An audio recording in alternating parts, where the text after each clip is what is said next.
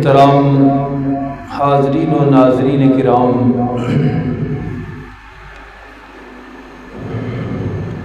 پیغمبر آخر الزمان نبی ذی شان حضرت محمد الرسول اللہ صلی اللہ علیہ وسلم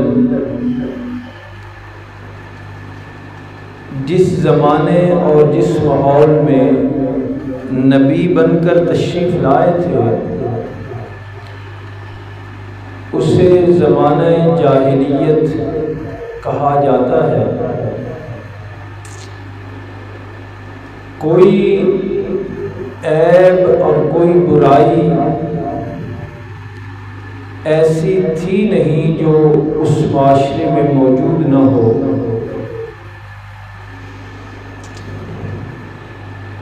لیکن انتہائی مختصر عرصے میں پیغمبر انقلاب نے وہ انقلاب برپا فرمایا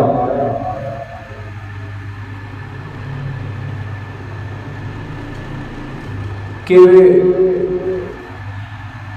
تاریخ کا رخ موڑ کے رکھ دیا۔ وہی جو کبھی ڈاکو تھے ایسے ہو گئے کہ دوسرے وقت کا کھانا بچا کر رکھنے کو جائز نہیں سمجھتے تھے۔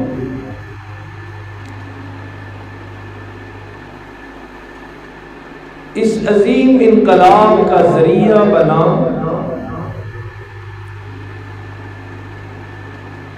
رسول پاک صلی اللہ علیہ وسلم کا اخلاق عالیہ، آپ کے اخلاق کریمانہ، آپ کی اچھی عادات اور عمدہ صفات نے معاشرے میں ایسا اثر چھوڑا کہ پہچانا ہی نہیں جاتا تھا کہ یہ وہی معاشرہ ہے جسے جاہلیت کا معاشرہ کہا جاتا ہے۔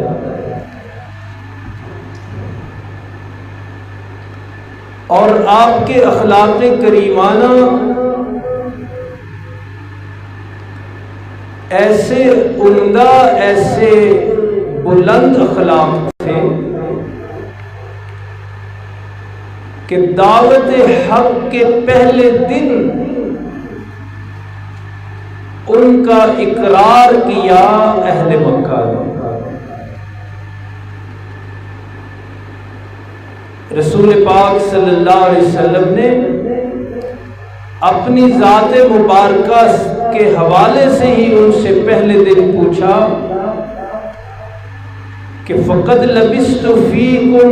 عمرا من قبلہ، یہاں میں نے دن رات گزارے ہیں، 40 سال کا عرصہ گزرا ہے میرا تم میں، تو تم نے کیسا پایا؟ تو 40 سال کا خلاصہ جو مکہ والوں نے دیا وہ یہی تھا کہ آپ اخلاق کی بلندیوں پر ہے۔ اور قرآن حکیم نے بھی فرمایا وَإِنَّكَ لَعَلَىٰ خُلُقٍ عَظِيمٍ، کہ اے محبوب مکرم نبی محتشم صلی اللہ علیہ وسلم، کوئی شک نہیں اس میں کہ آپ اخلاق کی اعلیٰ ترین سطح اور درجے پر موجود ہیں۔ آپ جیسا اخلاق، آپ جیسی عمدہ صفات کسی میں نہیں ہے۔ یہ اخلاق کریمہ اور صفات عالیہ کی شمع جب روشن ہوئی تو پھر جو پروانہ بھی اس شمع پہ آیا وہ انہی اخلاق اور انہی صفات میں ڈھلتا گیا۔ آپ جیسا اٹھنا بیٹھنا اختیار کرتے گئے، آپ جیسا بولنا مسکرانا سیکھتے گئے لوگ، آپ جیسے معاملات کرنا لوگ سیکھتے گئے، تو معاشرے میں وہ عظیم انقلاب اور عظیم تبدیلی آئی، عظیم انقلاب اور عظیم تبدیلی کہ پھر خود نبی محتشم صلی اللہ علیہ وسلم نے فرمایا خیر القرون قرنی، کہ میرا زمانہ سارے زمانوں سے بہتر ہے۔ چند دن پہلے کیا تھا؟ زمانہ جاہلیت تھا، وہ معاشرہ جاہلیت کا معاشرہ تھا، لیکن جب آنے والوں نے رسول اللہ صلی اللہ علیہ وسلم کے اخلاق کریمانہ اور صفات عالیہ کو اختیار کیا، آپ کے نقش قدم پر چلے، تو یہ عظیم انقلاب برپا ہوا کہ وہی زمانہ سارے زمانوں سے بہتر زمانہ بن گیا۔ اور آپ کے اخلاق یہ کہاں سے آئے تھے؟ ام المومنین سیدہ عائشہ صدیقہ عفیفہ طیبہ طاہرہ رضی اللہ عنہا سے کسی نے پوچھا تھا کہ آپ کے اخلاق کا نقشہ بتائیے کہ وہ کیسے تھے، کہاں سے آئے، کس طرح بنے؟ تو ام المومنین رضی اللہ عنہا نے فرمایا کان خلقہ القرآن، کہ آپ کے سارے اخلاق کریمانہ کی بنیاد قرآن تھا۔ قرآن جس چیز کے اختیار کرنے کا حکم دیتا گیا، میرے آقا اسے اختیار کرتے گئے، اور قرآن جس چیز کو چھوڑنے کا حکم دیتا گیا، آقا علیہ السلام اس چیز کو چھوڑتے چلے گئے، اور یہ منزل پھر ملی کہ وَإِنَّكَ لَعَلَىٰ خُلُقٍ عَظِيمٍ۔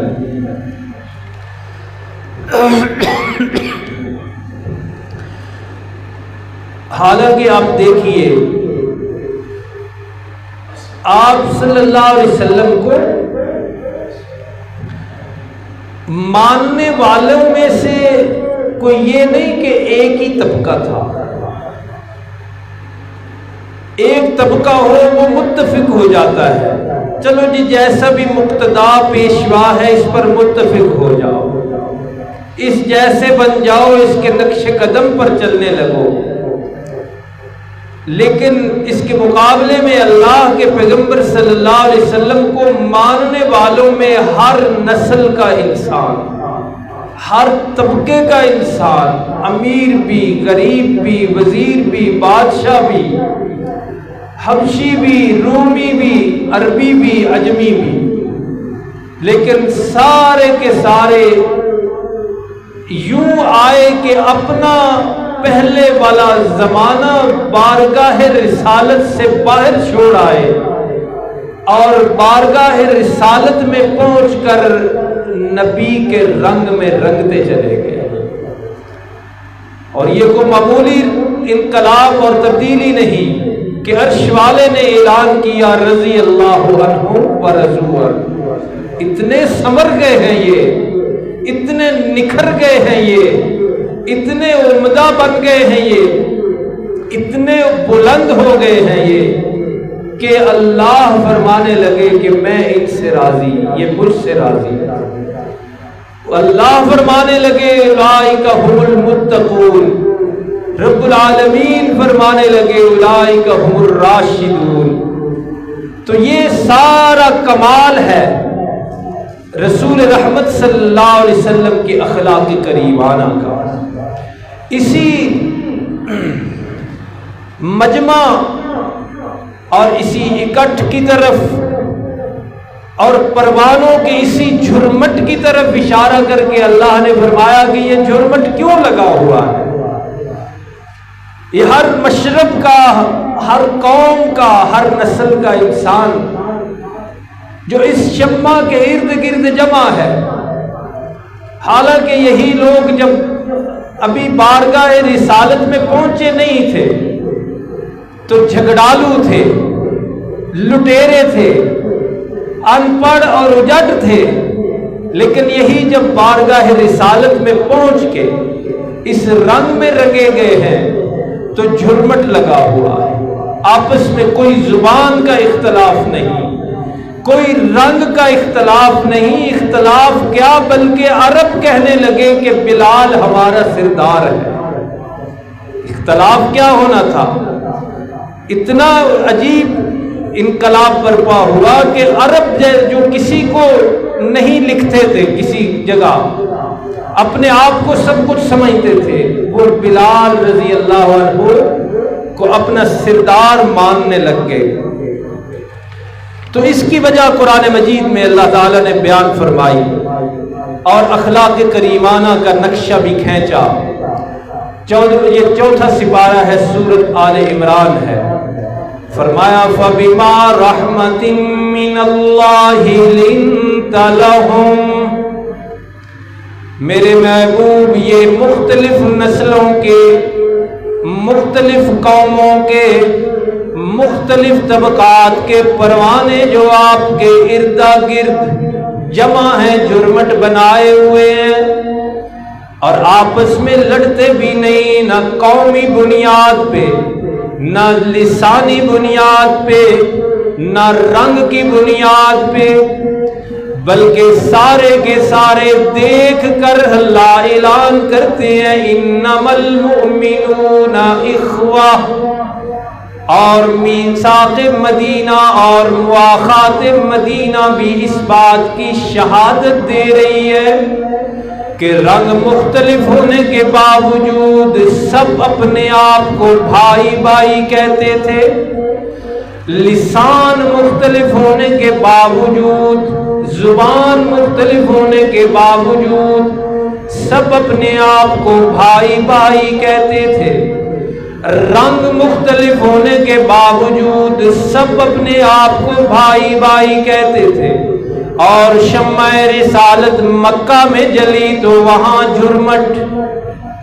پروانوں کا جھرمٹ، صحابہ ہی صحابہ ماننے والے اور جانیں قربان کرنے والے، مال قربان کرنے والے، یہی شمع رسالت مدینہ میں جلی تو اور زیادہ جھرمٹ، اور زیادہ تعداد میں صحابہ اکٹھے ہوئے۔ قرآن کہتا ہے اس کی وجہ کیا ہے؟ وجہ اللہ کے نبی صلی اللہ علیہ وسلم کے اخلاق کریمانہ ہے۔ فرمایا فَبِمَا رَحْمَةٍ مِّنَ اللَّهِ لِنْتَ لَهُمْ، میرے محبوب اس جھرمٹ کی وجہ یہ ہے کہ آپ اللہ کی رحمت سے نرم ہیں، نرم ہے سب کے لیے، لِنْتَ لَهُمْ، آپ ان کے لیے نرم ہیں۔ کتنے سخت طبیعت والے ہیں حضرت عمر، زمانہ کفر ہو کسی کی بات برداشت نہیں کرتے، زمانہ اسلام ہو تو اسلام کے خلاف بات برداشت نہیں ہوتی، لیکن اتنی سخت طبیعت والوں کے لیے بھی میرے آقا کا اخلاق یہ ہے، قرآن کہتا ہے لِنْتَ لَهُمْ، میرے محبوب آپ ان کے لیے نرم ہیں۔ کیوں گرمی میں بیٹھے ہو؟ اے پنکھے چلاؤ، سارے چلا دیں۔ فرمایا اللہ کی یہ رحمت ہے، اللہ کا یہ خاص احسان ہے، اللہ کا یہ خاص کرم ہے کہ میرے محبوب آپ کو ہم نے ان کے لیے نرم کر دیا۔ اور فرمایا وَلَوْ كُنْتَ فَظًّا غلیظ القلب لانفضوا من حولک، اس جھرمٹ کی وجہ آپ کے اخلاق ہے، آپ سب کے لیے برابر ہیں، سب کو برابر عزت ملتی ہے، سب کے ساتھ ایک جیسا اور عزت والا سلوک کیا جاتا ہے۔ لیکن اگر خدا نخواستہ ایسا نہ ہوتا، آپ ہوتے سخت اور اپنی عادات کے مطابق، اپنے عادات اور اخلاق کے حوالے سے آپ میں اگر سختی ہوتی اور دل کے سخت ہوتے، قرآن بھی کہتا ہے لَنْفَضُّوا مِنْ حَوْلِكَ، یہ جو جھرمٹ پروانوں کا لگا ہوا ہے یہ چھٹ جانا تھا، ان سب نے چلے جانا تھا۔ یہ سارا جھرمٹ پروانوں کا، یہ صحابہ کا اکٹھ اور صحابہ کا مجمع لگا ہوا ہی اس لیے ہے کہ اللہ کے پیغمبر صلی اللہ علیہ وسلم کے اخلاق عمدہ تھے، اخلاق کریمانہ تھے، اور صحابہ یہی اخلاق، یہی عادات اور یہی صفات سیکھتے گئے اور اپنے آپ کو سنوارتے گئے۔ اخلاق کی قدر و قیمت صحابہ کی ساری تاریخ اور صحابہ کی سیرت سے پتہ چلتی ہے۔ اللہ کے پیغمبر صلی اللہ علیہ وسلم نے جو اخلاق ان کو سکھائے، اور خود آپ کے اندر جو اخلاق تھے، آپ صدیق اکبر رضی اللہ عنہ کی سیرت طیبہ پڑھیں گے تو محسوس ہوگا یہ رسول اللہ صلی اللہ علیہ وسلم کی شجاعت کی اور بہادری کی ایک جھلک ہے۔ صحابہ یہ عادات سیکھتے گئے، تو ان میں سے ایک دو کا ذکر ہو جائے۔ ایک سب سے پہلی بات جس کا اشارہ بھی کیا کہ دشمن نے بھی جو تسلیم کی، پہلے دن تسلیم کی، وہ بات یہ تھی کہ آپ صلی اللہ علیہ وسلم کی سچائی کو مانا، کہ آپ ہر معاملے میں سچے ہیں، بولنے میں سچے ہیں، معاملات کرنے میں، لین دین میں سچے ہیں۔ یہ پہلی بات دشمن نے بھی مانی، اور آج اسی کو دوبارہ ہم سب کو اختیار کرنے کی بھی ضرورت ہے۔ معاشرے کی اصلاح کے لیے بڑا ضروری ہے کہ سچ عام کیا جائے، سچ کی اہمیت سمجھی جائے، سچ بولنے کا کتنی فضیلت ہے یہ سمجھی جائے۔ رسول اللہ صلی اللہ علیہ وسلم نے ارشاد فرمایا ان الصدق ینجی، کہ لوگوں یاد رکھو سچ ہمیشہ نجات کا سبب بنے گا، سچ ہمیشہ نجات کا سبب بنے گا۔ اور دوسری صفت جو دشمن نے پہلے دن مانی اور تسلیم کی، وہ آپ کی امانت داری تھی، کہ دشمن ہونے کے باوجود آپ کہہ رہے تھے کہ آپ امین ہیں۔ چلو ابھی تو پتہ نہیں تھا کہ آپ نے دشمن بننا ہے، لیکن ہجرت کی رات تک تو 13 سال دشمنی میں گزر گئے تھے، 13 سال ہو گئے تھے دشمنی نبھاتے ہوئے۔ اس دن بھی رسول اللہ صلی اللہ علیہ وسلم کے پاس مشرکوں کی اور دشمنوں کی امانتیں اسی بنیاد پہ پڑی تھیں اور محفوظ تھیں کہ ان کو یقین تھا کہ رسول اللہ صلی اللہ علیہ وسلم سے بڑا کوئی امانت دار نہیں ہے۔ رسول اللہ صلی اللہ علیہ وسلم کا مقابلہ ہمیشہ رہتا تھا، جن کے ساتھ مقابلہ تھا وہ بڑے بد تہذیب اور بڑے بد زبان بھی ہوتے تھے، اور بد تہذیبی کر بھی دیتے تھے، بد زبانی بھی کر دیتے تھے۔ رسول اللہ صلی اللہ علیہ وسلم نے ہمیشہ ان کے مقابلے میں اخلاق کا مظاہرہ فرمایا، اور فرمایا انی لم ابعث لعانا۔ صحابہ کبھی کوئی اس طرح کا اظہار کرتے کہ ان کے ساتھ ایسا ہونا چاہیے، سختی ہونی چاہیے، یہ کیا کرتے ہیں؟ تو اللہ کے پیغمبر صلی اللہ علیہ وسلم صحابہ کو فرماتے کہ میں لعنتیں کرنے کے لیے نہیں بھیجا گیا، فرمایا میں تو بعثت رحمتاً، اللہ نے مجھے تو رحمت بنا کر بھیجا۔ آپ اندازہ لگائیں حضرت وحشی رضی اللہ عنہ کا واقعہ بندہ ذہن میں سوچتا ہے، آج کا معاشرہ دیکھتا ہے تو اس واقعے پہ یقین نہیں آتا، اتنا ناقابل یقین واقعہ کہ حضرت وحشی نے زمانے جہالت میں، حالت کفر میں حضرت حمزہ رضی اللہ عنہ کے ساتھ کیا سلوک کیا۔ علماء سے آپ نے سنا، وقت کم ہے، اتنی بے درندگی کا مظاہرہ کیا، اتنی صفاقی کا مظاہرہ کیا حالت کفر میں کہ آپ کا سارا جسم الگ الگ کر دیا اور بے انتہا ظلم کیا، وہ بیان کرنے کے قابل نہیں۔ لیکن جب مسلمان ہوتے ہیں تو اللہ کے رسول صلی اللہ علیہ وسلم باوجود اس کے کہ آپ کے وہ سب سے چہیتے چچا تھے، سب سے پیارے چچا تھے،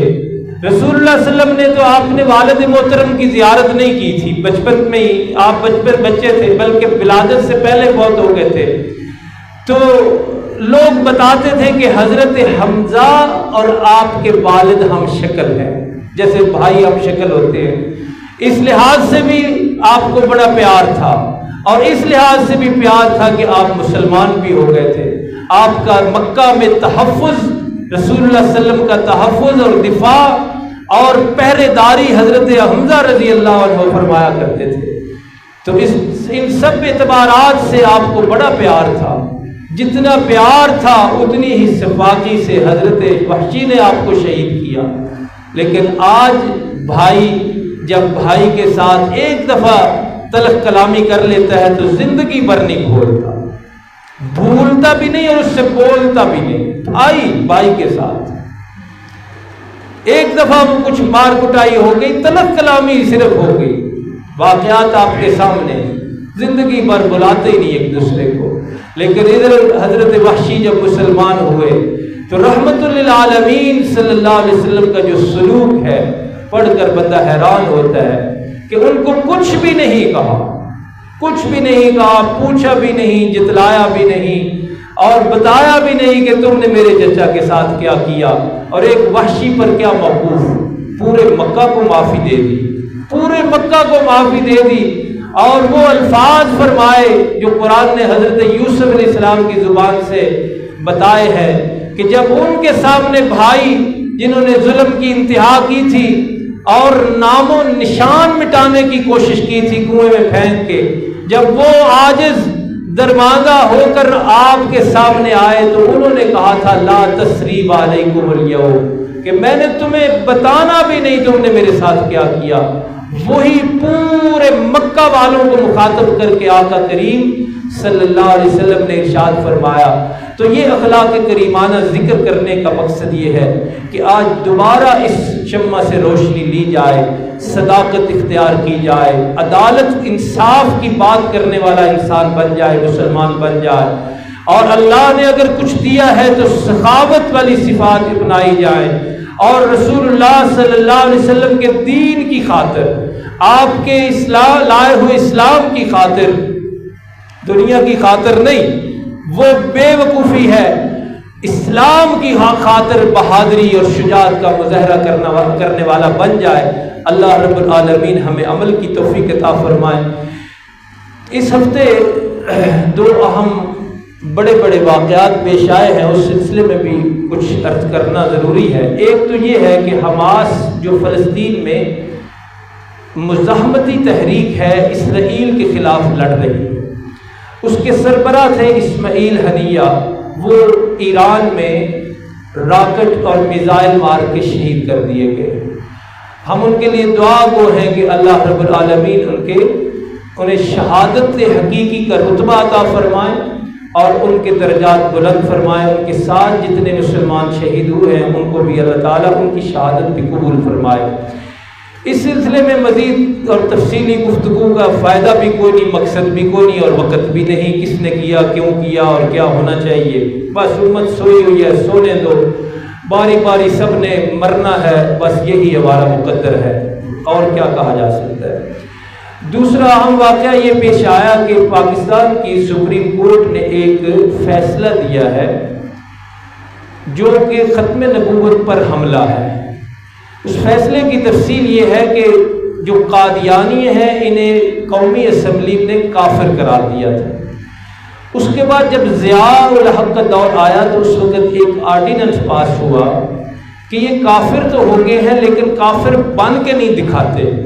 اذانیں دیتے ہیں، نمازیں پڑھتے ہیں اور اپنی عبادت گاہ کو مسجد قرار دیتے ہیں، یہ وہ۔